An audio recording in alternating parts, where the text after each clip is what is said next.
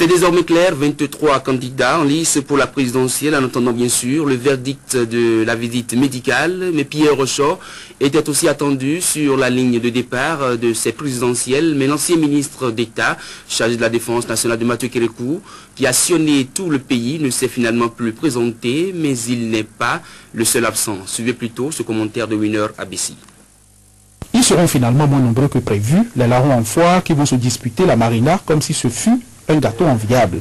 On apprend ici qu'être candidat à la présidentielle au Bénin n'est pas un jeu d'enfant. Quoique, aux abonnés absents, il y a d'abord ceux qui ont pendant un moment laissé à croire qu'ils seront candidats.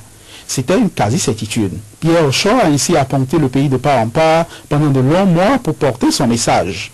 Zokif Salami a marqué son retour et son appétit présidentiel à coup de campagne d'affichage. Simon Pierre de Velandé, revanchard, a fait passer le mot d'ordre. Léon Kouessandiagoué, lui, n'a fait qu'illusion. On le découvre aujourd'hui. C'était tout juste des ballons d'essai. On connaît la suite. Il y a ensuite les autres qui n'ont jamais rien annoncé, mais ont pu envoyer des signaux dans l'opinion. Kamarou Fassassi et Valentin Aditi Khoudé ne seront pas dans la course pour la présidentielle. Ils soutiendront finalement Ablaï Biochane.